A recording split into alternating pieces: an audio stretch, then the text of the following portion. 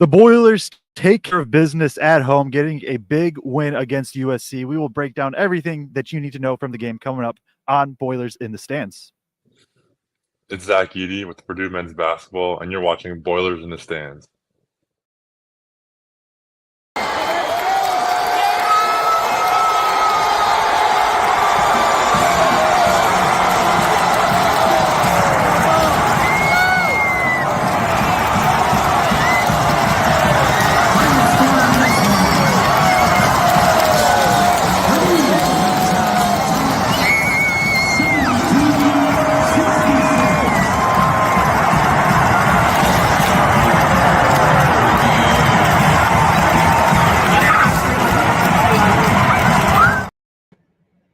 Welcome back to Boilers in the Stands. I'm your host, Joe Jackson. Alongside me, as always, is my co-host, Kraig Bowers. Purdue gets a 90-72 win over USC, a game that was really never, ever in doubt. A game where Purdue kind of got a double-digit lead pretty early in the game, never relinquished it from there, and just simply put, took care of business at home against a USC team without their best player and did what they were supposed to do. And you kind of just can move on to the next game. So, definitely some stuff to break down. I do think it was a game where it's just a little bit of like, yeah, this is kind of what was supposed to happen. But Kraig, I'll throw it to you, just your initial reactions from the game. It's kind of an old school win for us in some ways, right? Because those things that Purdue always used to have the advantage in the Zach Eady days and before Zach Eady with bigs, one of those things was always rebounding. And this USC team does not have a dominant center. They're basically 6'7", 6'8". At their 5 spot, and Purdue came in today and took care of business on the glass. It didn't always look like it because like USC would get some streaky runs of offensive rebounds, but Purdue ends up plus 17 in total rebounds, plus 5 in offensive rebounds on the night. They end up big in second chance points with plus 10 there as well. So to me, in a lot of ways, this was a little bit of an old school Purdue win, and taking care of a USC team that certainly has some talent. I don't know if Yates is on NBA mock draft boards this year, but definitely looks like a dude that's eventually going to get to the league. So certainly still some talent on this USC team. And this game was really never in doubt at any point in time during this game. Yeah, Purdue. And it was so, I don't know if weird is the right word. There wasn't that like moment where it was just like, oh yeah, USC's like put away and Purdue's on this gigantic run. It was just kind of like, okay, Purdue's up 6, and then a couple of minutes later, it's like, okay, Purdue's up 10. Okay, cool. Purdue's up 16, and now it stays here for a while. Then they had like a little run in the second half to push it to like 22. But there was never that like, yeah, I mean, I'm looking at it now. Their largest run of the game was 8-0. And there was just never that super significant, like, not like in these types of games, usually Purdue is good for like a 15-0 run and just the roof's blown off Mackey and stuff. But it was just more of a methodical, just possession by possession. We're going to kind of wear you down. We're going to win the margins. We're going to win the possession battle. And eventually we're going to score a lot more points than you. And that's kind of how they did it. I feel like we have to kind of start this off the top talking about not top 20 big in the entire country, Trey Kaufman-Renn, left off of, what are they? Karl Malone and the Kareem Abdul-Jabbar Awards. Basically, he did not make the finalist for the top 10 spots for best power forward or best center in the entire country. That was announced, I think, today. And then he follows up with 24 points and 10 rebounds in 30 minutes. Could have had more, except I don't know what happened, but he got hit in the face or something bad and then kind of just sat the rest because Purdue was up so much. I think Colvin came down on him. I think he fell down and Colvin came down on him. So it was a friendly fire thing. At least I know that much for sure.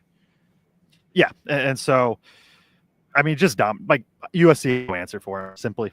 Like they go zone, it didn't matter. He still can get up into the mid range and get into the middle of the zone and drive from there. Braden has 13 assists, dicing up the defense and doing whatever he wanted to them. It just, especially without Claude, but USC just had no answers for Purdue pretty much the whole night. Like their best defense was just kind of forcing Purdue to shoot threes and Purdue missing wide open threes. And you go zone. They tried trapping Braden at half court off of Furst, which truthfully, I did like I do enjoy that from us, that he is willing to try things. And I like that from him, of just like, okay, Caleb's not really a high level scorer. Let's just double off of him and see what happens. Purdue still has the dudes everywhere to make it work. So it doesn't actually matter. But yeah, just a good all around game. Good to see them dominate the boards. I believe they win the turnover battle. They tied in the turnover battle. Yeah. Didn't shoot great from three, but they were 27 of 40 from two. And they took 20 shots at the rim, which has to be up there in terms of highest in a game. Get out and run some. Just like, I don't know. I don't have a ton of in-depth analysis for this one, other than just like, yeah, Purdue was the better team and they played like it for 40 minutes. Yeah, and Braden kind of alluded to it in the post game press conference. Just asking about how they kind of just took care of business out there and how looked so good offensively. And he just kind of said, we missed a lot of wide open threes. And like, he's like, I'm not going to say it, but like this game could have, like it could have been a lot worse. This could have been a 35-point type of win tonight if some guys hit some threes that I'm not going to say necessarily normally do, but guys who've shown that they can hit threes in those spots as well. And, to the point about TKR being left off those lists, that obviously kind of got teed up a couple of times in the post-game press conference. And I had a really nice video clip of Braden talking about this, and I use a Bluetooth mic so that the volume comes through a little better, and the friggin' thing quit halfway through the quote. I was trying to listen to it walking up here, was going to clip it and get it up really quick, and the damn Bluetooth mic just quit halfway through the quote. But basically he just said, look, this is the second year in a row where like this Purdue team's dealing with this BS where somebody's getting left off a national award list that shouldn't be left off. And to his credit, last year it was Zach coming to Braden's defense, and this year it's him coming to TKR's defense. And Trey got asked about it, and he basically said he doesn't pay any attention to it, and he asked what the exact names of the awards were because he didn't really necessarily know, I guess, what the exact names of the awards were. But he said, hey, I appreciate Braden having my back and coming to my defense as far as that goes. But I don't know that it's something that Trey really worries about, but you could tell his teammates were definitely upset about it. Yeah, and I think that's the answer I would honestly expect from TK. I don't know. I truthfully, like, he's one of the few players I sort of believe, right? I think most players that say that, even on Purdue or things like that, like I think most of them probably do care. TK might be one of the ones that actually just doesn't. He's just like, I'm just gonna go hoop and I'm gonna go put 24 points on USC, 8 of 9 from the free throw line. Also, probably should talk about that in the mix of it, because he's what is he 13 for his last? There, you got it. 16 for his last 17. He had 16 out of 16, and then he missed the front end of that 1-and-1, I believe, to end up 16 out of his last 17. And for everybody on my Twitter coming after me saying I jinxed him, I tweeted it after he was 14 of 14. He hit 2 more free throws. Nothing that we type from Media Row impacts the game in any way, shape, or form. Just get out of here with that BS. I don't want to hear it.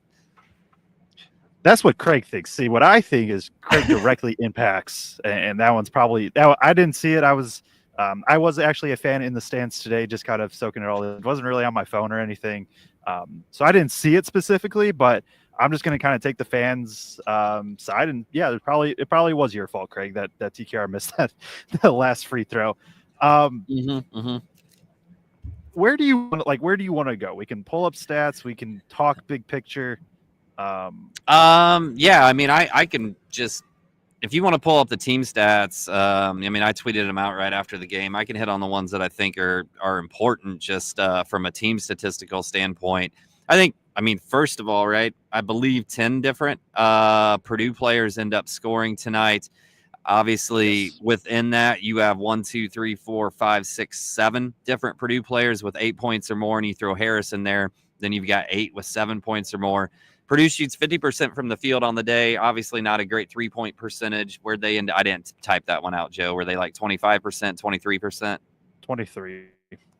Yeah, 23% from 3. They were even on the turnover margin, but they were +9 on points off turnover. So sometimes I feel like we get turnovers on teams and don't necessarily always capitalize. So it was good to see today with just those 10 turnovers that they really did capitalize in terms of getting points off of that. Purdue was plus 17 rebounds, plus 10 second chance points, plus 16 points in the paint, and plus 11 fast break points. And I think those are really the team stats that stand out in terms of being important as to why Purdue wins this game.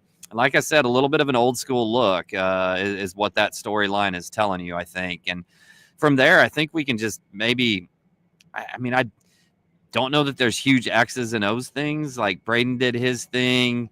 They did a good.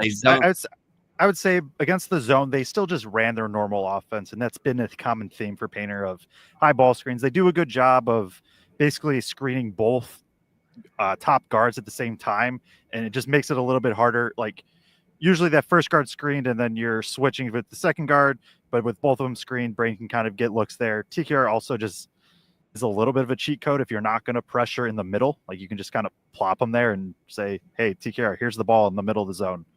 He had a pull-up jumper too. Or I don't know if it was a pull-up, but like a jab step jumper, like from 15 feet too. Yeah, a little jab step, one dribble, 15-foot jumper. He was on it. I called today return of the spin move because like the way they're setting TKR up this year, for whatever reason, it doesn't feel like we've seen that like crazy fast spin move that he used to do all the time when he was kind of playing off of Zach, where he would get the ball baseline more. But I think he went to it at least 5 or 6 times. Sometimes with the dribble and the spin move, sometimes, just it was back. And I love when he goes to it. The one time it was late in the shot clock against the zone. There's one guy right in front of him, and there's 2 guys ready there to help. He goes to his right, spins back to his left, splits the 2 guys, and then scores through him. You could tell he was motivated. I don't care what he says. You could tell he was motivated today, especially rebounding. Kind of looked like he was rebounding angry. If you're going to question at all why maybe he wasn't included if he legitimately was left off, not because they split votes between the 2 different awards or whatever. The one place you may be going to pick holes is his rebounding stats aren't huge. And it sure looked today like he was rebounding angry out there. Yeah, and him also, we'll talk about Furst in a minute because he was awesome again. But yeah, TKR, like, he just got to his spot, and it didn't matter if USC was being physical, and USC had, 22 fouls in the game. And so they absolutely were physical with him.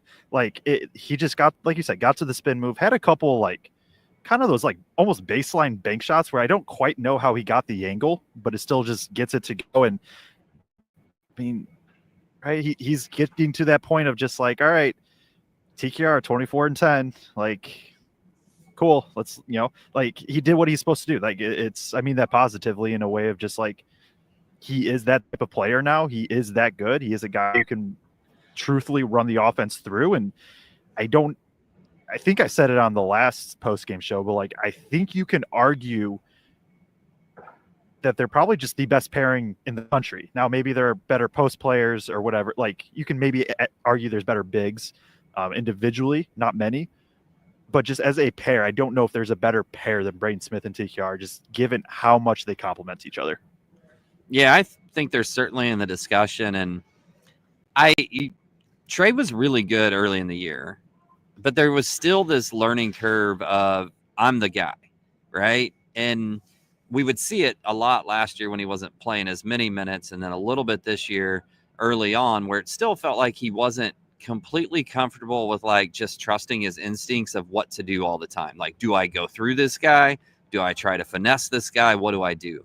And since January 1, it just feels like he's so much more comfortable out there in terms of what he wants to do. And sometimes he knows he's got the matchup and he'll just go chest to chest and go right through the guy, protect the ball, create the space, and score over him. And other times when he knows he's got a quickness advantage, he'll go to that spin move or another type of drop step more finesse type spin move, or pull up from 8 feet, I guess, or a little hook. Like he's got that arsenal.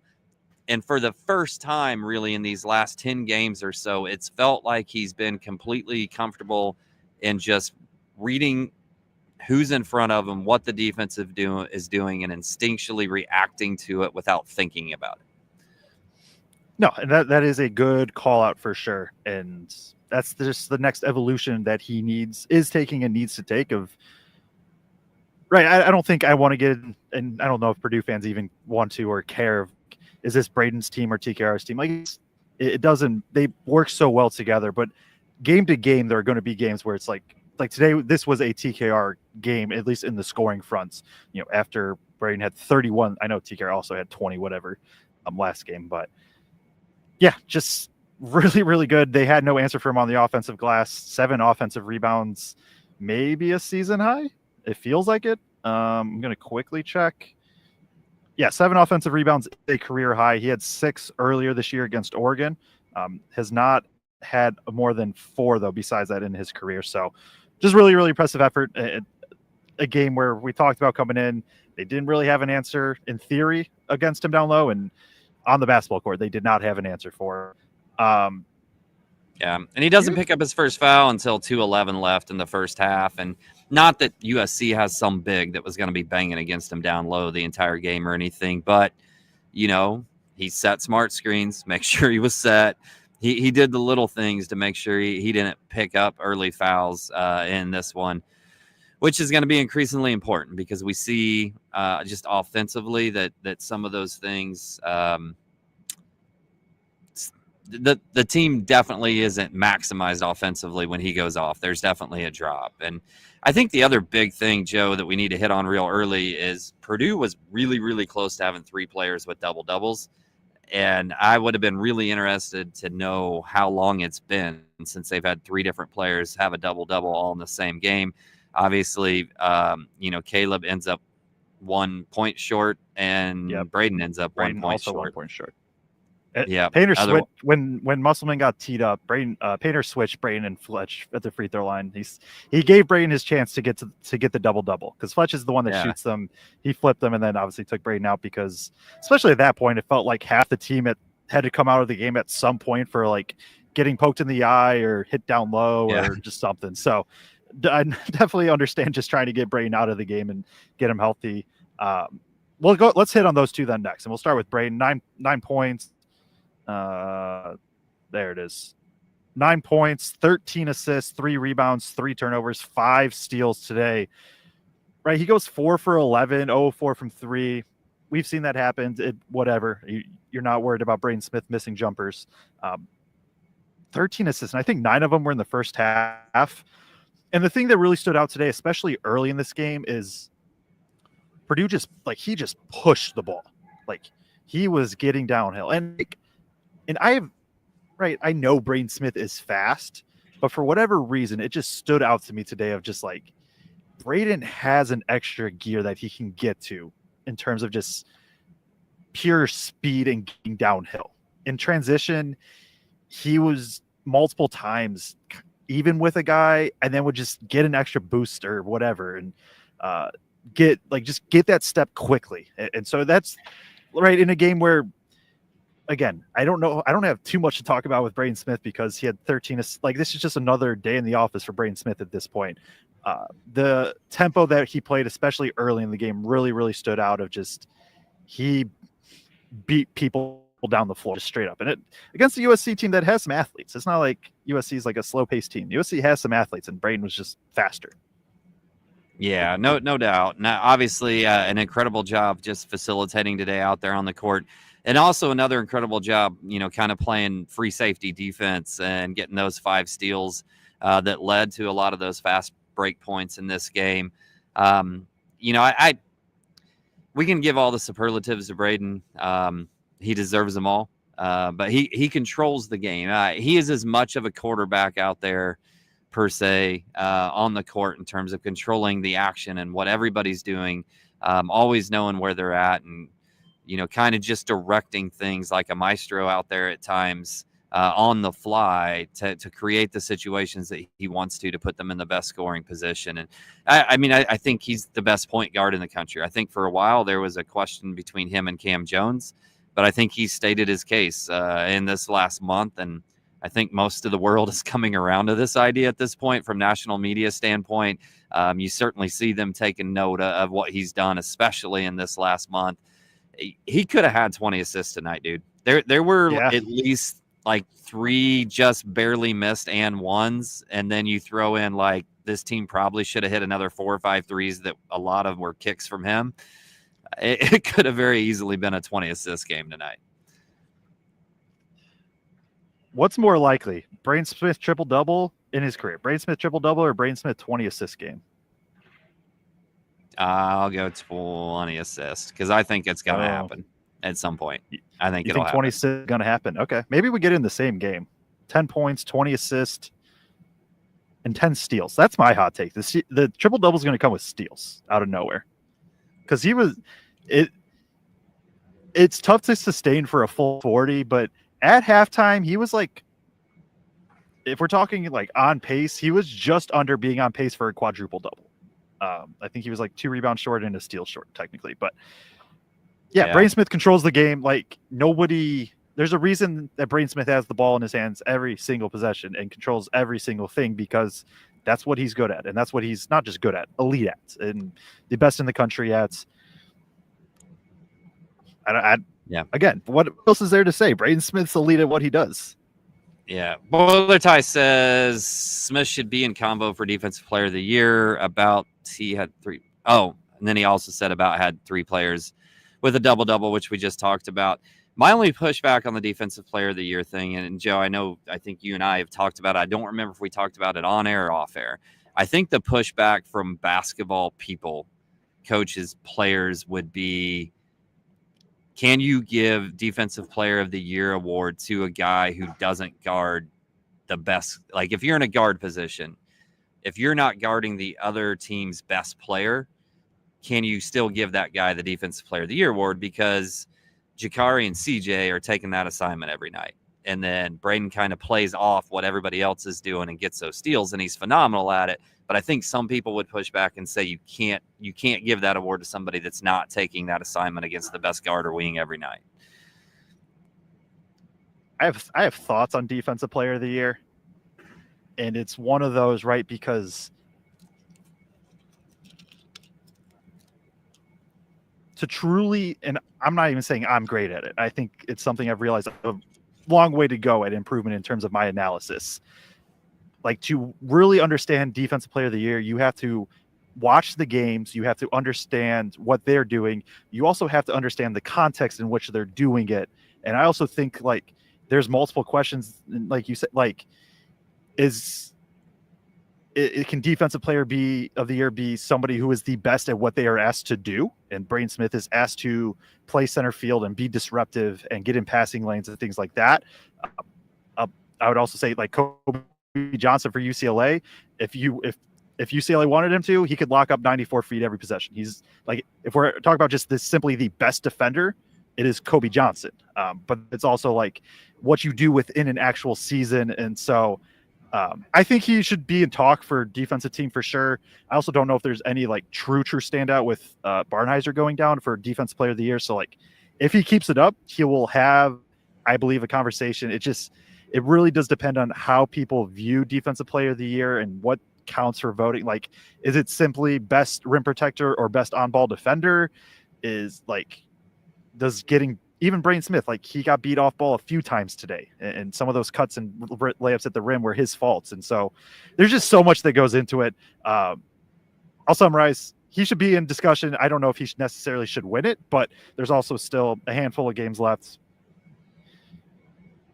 He has every reason to be at least 100% within the discussion, I think. And saying that at the beginning of the season would have been pretty wild to say. So shout out Braden for what he's doing on the defensive end. Like, I don't want to dismiss what he's doing in my ramble, because ramble's more just big picture. Just crazy impressive what he's doing. He is now 35th in the country in steal percentage at 4.2%. He is second in Big Ten play at 4.5%. I believe only behind TJ Bamba.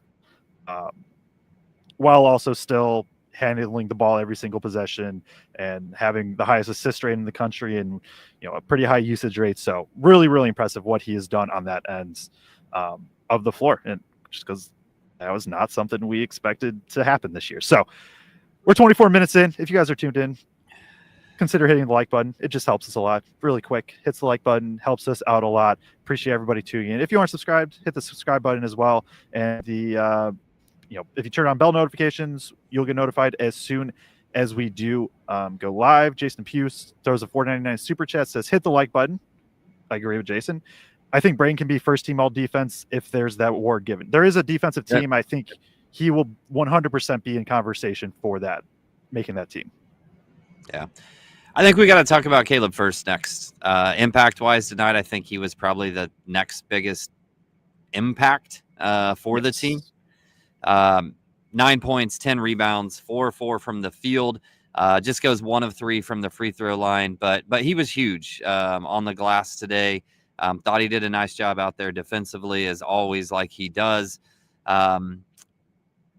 Somebody asked Fletcher. Well, they asked all three and just said, whoever wants to answer, go ahead and you answer the question. They ask how big Caleb has been to this team in terms of what they've done since January 1st. And Fletcher Lawyer said, everything. He basically said that what Caleb has done is taken this team from a good team to a great team. And if you look at the metrics, if you look at where they've risen in the rankings, if you look at the record, it all kinds of backs that up. Obviously, CJ came in and started starting in that roster as well at the same time. But I think we see the biggest impact coming from Caleb, whether that's defensively. We talked about, I put a tweet out in between the last game and this game that in the last 10 games, he's had 17 steals, only had 2. In the 13 games before that, 1.7 steals would be good for 7th in Big Ten play only. Even if you throw in those other 2 games, he's still tied for like 9th in steals per game, which is amazing in terms of what he's done on the defensive end. The fact that he can guard little, he can guard big. This wasn't a great matchup defensively for a lot of Purdue guys, and you saw early on with their size and length, there were times where they were just rising up over CJ or rising up over Fletcher or Jakari, or they had the body and size to take him to the rim, and Caleb kind of provided some defensive flexibility like he always does in terms of being able to guard multiple positions out there as well. But 4 offensive rebounds for him as well. There was a stretch there when they first went to zone where Caleb kind of gets into the middle of the paint and he catches a pass and just does a little post move and drops it off and scores, which we've primarily seen him score in offensive rebounding putback situations or, an alley-oop type dunk situation. And it was good to see him actually have get the ball in a position that's effective in a zone and actually go to a real post move and score. I think we're just going to see his confidence continue to grow and develop in his comfortability as we approach March. Can I give my play of the game? Okay. So 2 games ago, Braggs had a little bit of a weird one with his play of the game being the student section not yelling when the opposing when Purdue was shooting free throws. Yours was, I forget what was yours last game? It was a little bit of a weird one as well. TKR just letting a guy go and not fouling him. Yeah. Early in the second half. Mine's maybe a little bit weird too. It was in that stretch in the second half where USC's they're hanging around, and maybe it was never truly in doubt, but they're hanging around 12, 14 points. It felt like they had just gotten 45 offensive rebounds in a row, and they just got one. Purdue fouls, and I saw very clearly. Well, we're not sure what Joe saw very clearly because he just disappeared from the video feed. But while he's trying to get back on, I'll go ahead and give you my play of the game since we brought up the play of the game situation. I thought there were 2 really big plays. Joe's back. I'll hold off on my play. I got 2 plays of the game, but I'll hold off on mine. And you were in a beautiful, I know you were on one, dude. You were on one, and everybody is on the edge of their seat, and they just want me to quit talking so that you can finally tell them what the play was. Go ahead. So I don't know what you guys heard or not, but summarize. USC gets bunch of offensive rebounds. Just got one. Purdue fouls. And from my vantage point, I saw Caleb just rip into everybody on the floor, just screaming at them, box out. And I believe the next 3 defensive possessions, you just saw Caleb absolutely rip down defensive rebounds. And it was at a point where, the game was still in that margin of like, hey, USC could kind of come back, and just that leadership type. I guess we've talked this year, and I think they're past it probably for the most part, but there wasn't a true like vocal leader. There's on-court leaders, that's Braden and TKR, and they definitely can get into guys, but like Caleb, it was just one of those moments where it's like Caleb is a senior. Caleb is going to hold everybody accountable, and then it wasn't just holding everybody else accountable. He was just like, all right, I'm going to do it myself, and got some big time rebounds in the following play. So that was mine. I got cut off, man. I was feeling it too, but that would be mine. I guess if I had to go specific, it's the ripping into everybody, just yelling at them to box out. Yeah, 100%. I'm with you. I mean, I'm not. That's not my play of the game, but I like it. I love it. One of us now for 3 games in a row has kind of had a non-play that was the play of the game, so I like it. I've got 2. One just because of how beautiful it was. So the Braden Smith Euro reverse layup, where he just kind of embarrasses the guy. I put up the Olay GIF, like the bullfighter Olay GIF, on the tweeter after he did that. Thought that was just a beautiful GIF. I might have said GIF. You did. I don't know, man. Fair enough. Continue. Dude, I'm Gen X. I don't know, man.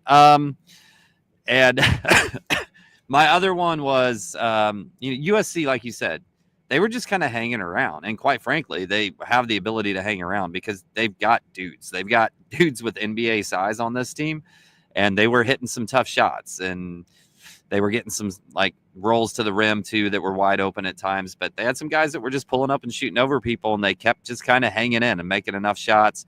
And I think they'd cut the lead to 14 after, one of those swings. This was in the second half, and nobody from Purdue was able to hit a 3 in that second half, and then CJ buries a 3. I felt like that was kind of the final dagger that pushed them away finally. That was going to be my other play of the game, and to add on to it, it was like, if we're talking, I assume we're talking about the same play, because CJ hit 2 threes. Yeah, it was in the second half. So we're talking about the same play. It wasn't just the 3. It was, I believe it was Furst. Furst tips, kind of gets his hand in there, tips one out. CJ, who was really good rebounding, 6 rebounds, he goes like and kind of rips the rebound away in the mix, clears the ball out, and then the 3 happens, and it felt like it was a very quick run right there, where then Purdue goes from up 12, and then with like 2 minutes, they're up 22, and the game at that point is 100% over. So, yes, that's a good call out, Kraig. We were kind of on the same page with that one. So, I feel like those are some solid plays of the games where we talked through Braden, we talked through TKR. Is there anything else with Furst that you want to talk about? I kind of derailed it with my game, but I feel like that summarizes it. Yeah, 100%. Probably go to Fletch next, and then there's like 5 other guys that we can like all contributed in the similar ways, I guess. Yeah. So I'll pull up the stats here. There they are. Fletch goes 14 points, 5 of 11 from the field, 2 of 7 from 3, 2 rebounds, an assist, a turnover.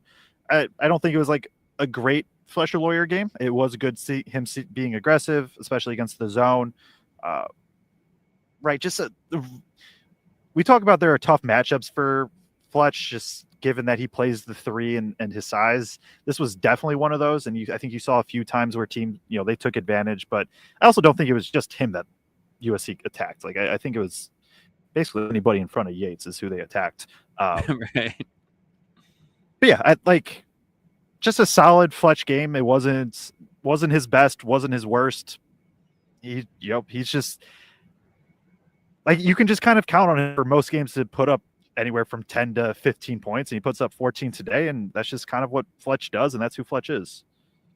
Yeah, just kind of a Fletch game. Obviously not his best shooting game from 3, but still figures out a way to score. He always figures out a way to get to 12 or 14 points. Like, it just seems like every game, one way or another, he's going to figure out how to get into double digits, be that third scorer most of the time for this team. And there's times where there's some defensive stuff that you just go, what? Okay. They're going to have that if they want it, unless Purdue can help them. But A solid game. Not necessarily a great game, but a solid game. And then from I just there, looked it like, up really quick. I just looked it up. He has 4 games of less than 10 points on the year, and 2 of them were 9 points.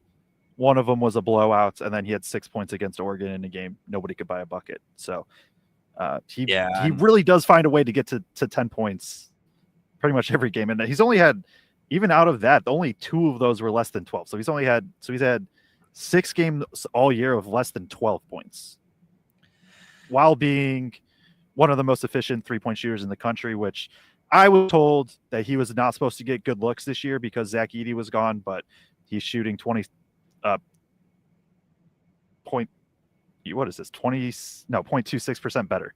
2.6% better. There it is. I got to it. He's shooting better. Doesn't matter that Zach Edey isn't here. That's all I wanted to say. Yeah, and if you saw, we had Ant Wright on the show earlier this season before the Michigan game. He put out some stats earlier this week about catch and shoot threes versus catch and shoot open threes versus catch and shoot defended threes. There was really only 2 guys in terms of catch and shoot situations that it didn't really matter if they were defended or open, that still shot at a really high percentage, and that was him and Josh Dix. I think is where he was pointing to with that. But just an elite shooter. Obviously not elite from 3 today, but again, still ends up 5-11, 14 points. Nice game. CJ Cox has 8 today. Miles Colvin has 8. Jakari Harris has 7. Raleigh Burgess has 8 points in how many minutes? 8 points in 8 minutes. 8 points in 8 minutes, and showed some nice flashes today out there. And excited to see where he goes in the future. I guess, who do you want to talk about next? I felt like Jakari in this game, I don't know what the actual, CJ got 24 minutes. Okay. In my head, it felt like Jakari got more minutes in this game, and maybe that was just how things played in the first half specifically. But I thought they both gave really good minutes defensively. They both found ways to score. Obviously, that 3 that CJ hit was huge. Quite frankly, him boxing out Yates, forcing Yates to foul him, push him in the back, trying to fight for a rebound for Yates' 4th foul. That's a huge play in this game, too, that makes really the only guy that was killing Purdue go to the bench.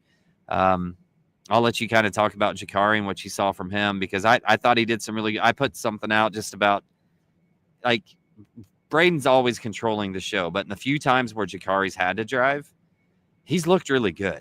He's made some shots for himself. He's made really good decisions. He's made really good passes. I know that you like pass to Burgess today was wild. Wild. Just a little drive flip over it was a Braden pass. Just kind of flipped it over his head to Burgess between 2 defenders. Yeah, I don't think it was a great Jakari game, to be honest. I think there was a lot of stuff defensively that was just like I don't usually see from him in terms of just not being quite in the right spot. I think, I don't know if anybody was great on ball defensively today, truthfully. I think everybody had moments and nobody was, I think, terrible. But CJ and Jakari and Miles, like, I don't think it was like their absolute best. Now, Yates hit some tough shots too, and you have to credit that. He hits a couple pull-ups, he hits a couple like step backs and things like that. But no, Jakari has become very, very comfortable. And like you said, I know it was garbage time, so it is what it is. But like, he handled the ball fine, bringing it up and initiating offense. I like the aggressiveness, and he ends up with 3 assists. CJ has been awesome on the boards. Like, and part of it I know is he gets a lot of, not all, he gets some of his rebounds by everybody else doing their job, but that's also by design. Generally, CJ's guy will be the one leaking back, getting back. And so CJ has the athleticism and just kind of the IQ to get to the right spots to go rip down some rebounds. And everybody else boxes out, he can go rip them down. And you saw him, I think, 2 or 3 times today, kind of push the ball up too. So, I was impressed with him for sure. Jakari, I thought was solid. Yeah. Braden actually talked about this in the post-game press conference about guards rebounding, that like he emphasizes it. He really stresses it to CJ and Jakari. Like, you go get the board. If our big man has him boxed out, you get it and you turn and you burn. Like, we want to push the ball when we can off misses. And that he's been telling them all year, like, you go in there and get it. Let the big man box out. If you've got the opportunity, don't wait for the big man to get it. You go get it yourself, and you turn and you go right away, and I'll be headed up the court and find me, or do it yourself. And I think, especially with CJ. CJ's been a really nice rebounder from that position. The other thing that, and not this was like a huge CJ game or anything, but I was thinking about this earlier today, just watching some film and whatnot. He's always on balance. Yes, always. Like, and I think some of it's the way he's built, but like he is never in a state of not in control, right? Like his body is just, every time he catches the ball to shoot, when he's handling the ball, I've just never seen him not be on balance. And that is a really good trait for a guard. If you look at those two combined, and right, they're kind of the next backcourt for Purdue, we'll say.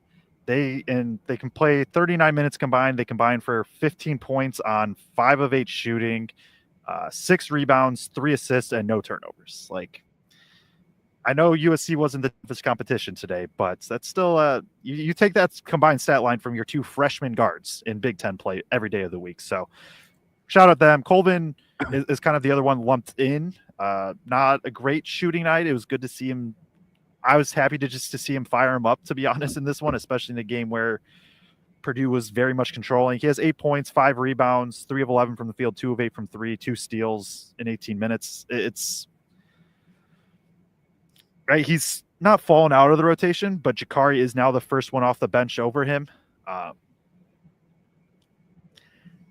It's tough because you just expect the shots to fall for Colvin, and just for whatever reason they aren't. And it's been unfortunate to see. And I know he isn't shooting well. He is still, like, credit to him for still, I think, playing hard, and still the defense is still much better than what it was last year, even with the 3-point shooting struggling.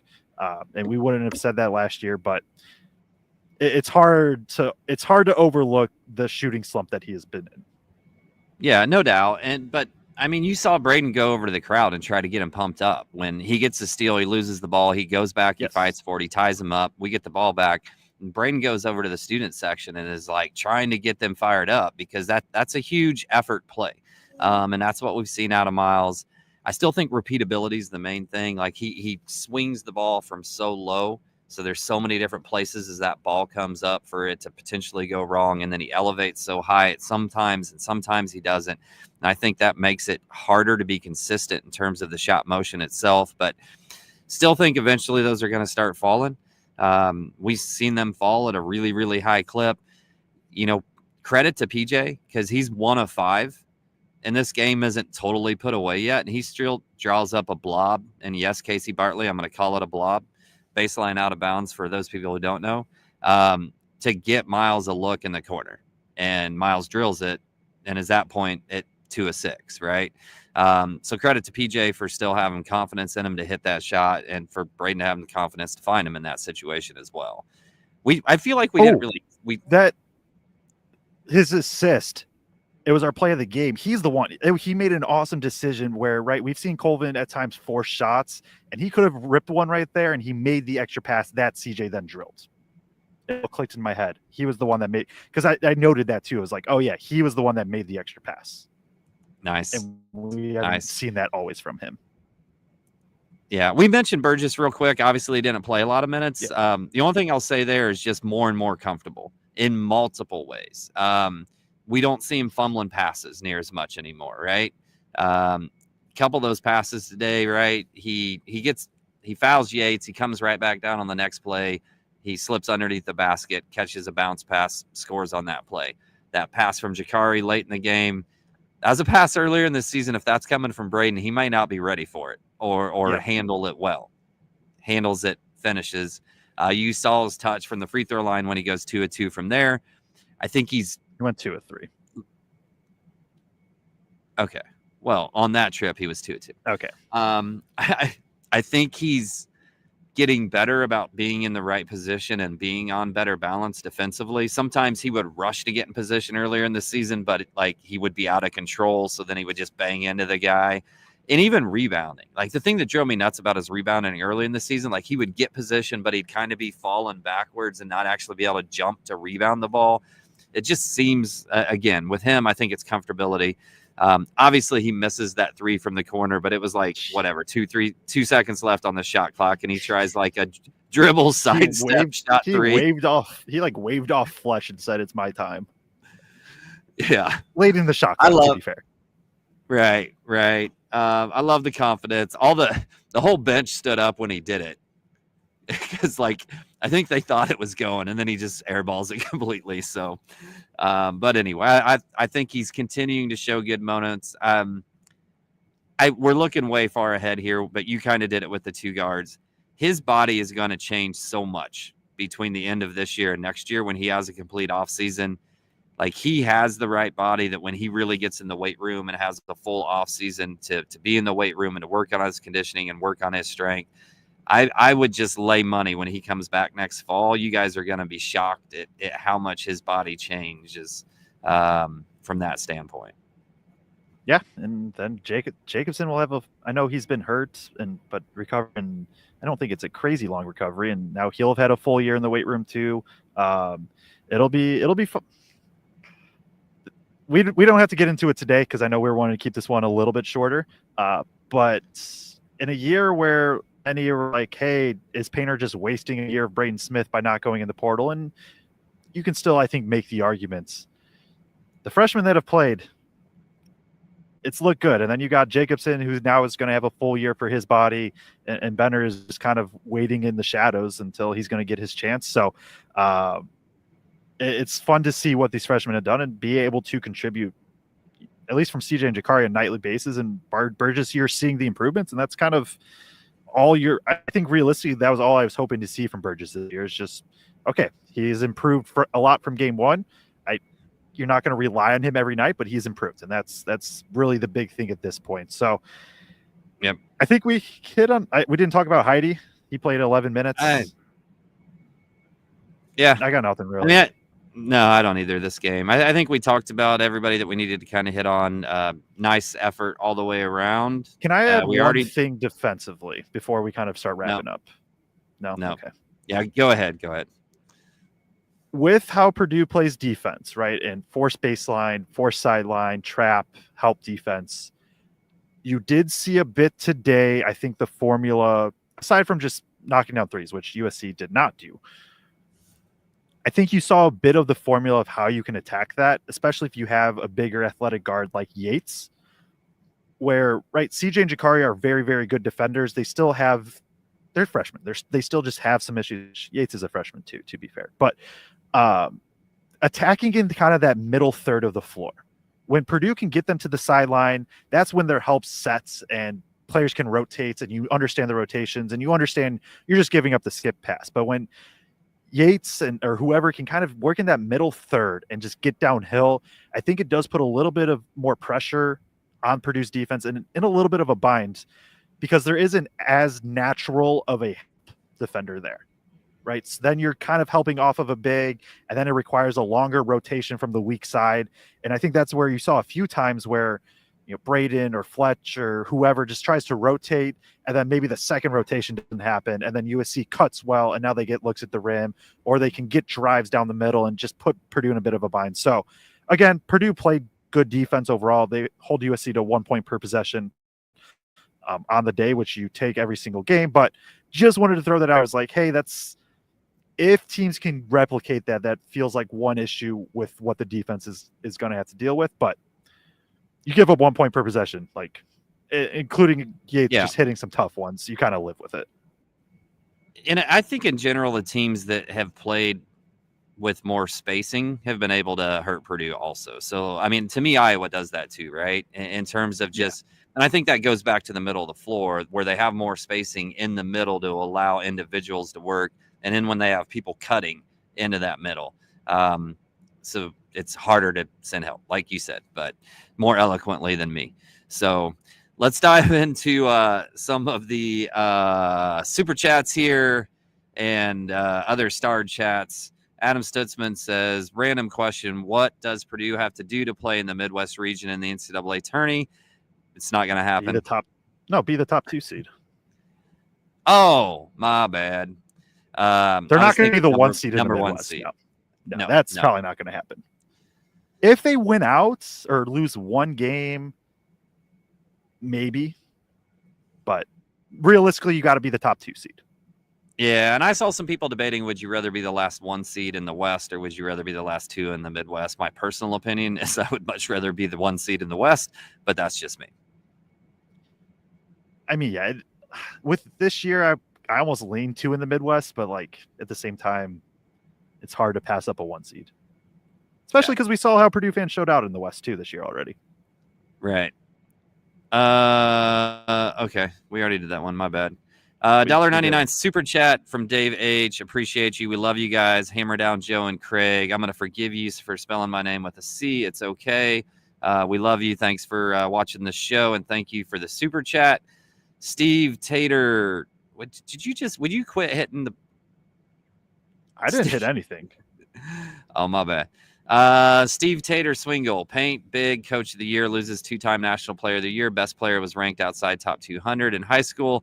Took 0 transfers, has only one guy who was ranked in the 247 composite, top 50. TKR was ranked 50. 7'3" starting center, 7'3" starting center out in game 2.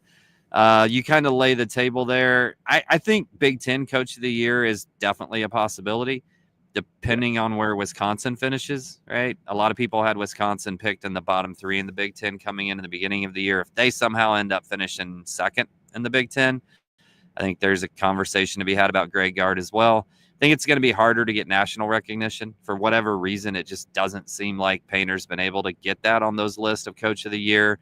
I don't love that there seems to be emphasis placed on coaches who can like mold teams together that yank a bunch of guys from the transfer portal, and how that's talked about as being this amazing feat, but we don't credit and emphasize coaches who are able to develop their guys and figure out how to put a team together on their own. Yeah, I'm with you there. It's just like it is very impressive when a coach can do that and get players and just gel them. Yeah. But at the same time, you kind of have to credit the other way too, of like staying in house, developing, and all of that. Yeah, it is what I think. He'll be in the running for Big Ten. I think it's probably, I mean, honestly, it's probably between him, Dusty, Gard, and maybe Izzo. Although we'll see where MSU kind of ends up with that. I would think it's between him, Dusty, and Gard though at the end of the year. Okay. All right, Casey Bartley, good friend of the show. Caleb Furst, winningest player in program history now. Yes, we talked about this stat before we had Caleb on the show the other day, but now officially does become the winningest player in Purdue program history. So shout out to Caleb for his role in that. Casey also says his play of the game is TKR, face up, dribble, pull up, jumper, audacious shot. Joe and I both referenced that play at some point in time during the show. I think we would both agree with you that was an awesome play. Jason Depew said the oop out of nowhere was my favorite play. That was another great thing. Purdue didn't really have an advantage. USC just wasn't getting back quick, and they weren't paying attention, and Miles just slides behind that defense. And I think they'd switched to zone then, so nobody was really looking to him to match up specifically with him. And he just kind of slides behind that zone, and Braden finds him. Where I was sitting in the stands, like I had the angle where I could see Braden's vision the whole time. As soon as Braden caught that, he was looking for the oop. He was eyeing that up the entire time. And once, as soon as Colvin got a half step behind the defense, it was just, yeah, it was literally like a quarterback again, where like, I don't know, a receiver on a go route, once he gets that step, you just fire it. And he was the entire time. I could just see it. He's like, oh yeah, he wants to throw this. Yeah, this last one I'm scared to read, but it is $12 worth of super chat. So Thoroughgood says, Braggs use a bursting Trojans pun tonight, please and thanks. And then he realizes that Bragg's not on the show tonight and says, Joe asked Kraig to do a bursting Trojan joke for Parks. Not sure what the 4 Parks is. I don't have a good pun or a good joke. I'm sorry, but I feel like he just said it. Like it is what it like that. There isn't anywhere to go from the comments. All right, but Thoroughgood, we do appreciate you tuning into the show. Joe, I'll let you sign off with details of what we're doing next. Yeah, so Purdue plays at Michigan, rematch of the game, and the blowout from 2 weeks ago today. They played Michigan, and they play them again Tuesday on the road. That is a 7 o'clock Eastern time tip on Peacock. So we'll have a preview out some points this weekend, most likely. And so make sure to like, subscribe, turn on bell notifications for that. Then we'll be live after the Michigan game, which should be a big one. In Purdue, they have it's not 100% guarantee, but like the next 3 games are going to go a long way in deciding who wins the Big Ten title. You go at Michigan, home against Wisconsin, at Michigan State. 2-1 in that stretch, you're setting yourself up for a lot of success in terms of hanging up another banner for Big Ten play. So we will have the coverage pre and post game from that. Everything that you need to know. Kraig, do you have anything else? If not, we can get out of here. The only other thing I was going to say is there's still some games this weekend that are going to have implications about what happens in terms of the other teams we're competing with. Maybe not huge highlight matchups, but some games that are maybe sneaky in there for some teams. So it's going to be a really good finish. I'm looking forward to the Purdue adding another Big Ten championship. I'm calling it right now. There it and is. You All can't say that I jinx Purdue if they don't do it, because we have no control over what happens. So everybody remember, February 7th, 10:30, 7 p.m. Eastern time is when Kraig said that, and we'll just see what happens from there. So appreciate everybody tuning in. We'll be back for the preview before Michigan sometime within the next couple of days, and we will see you then.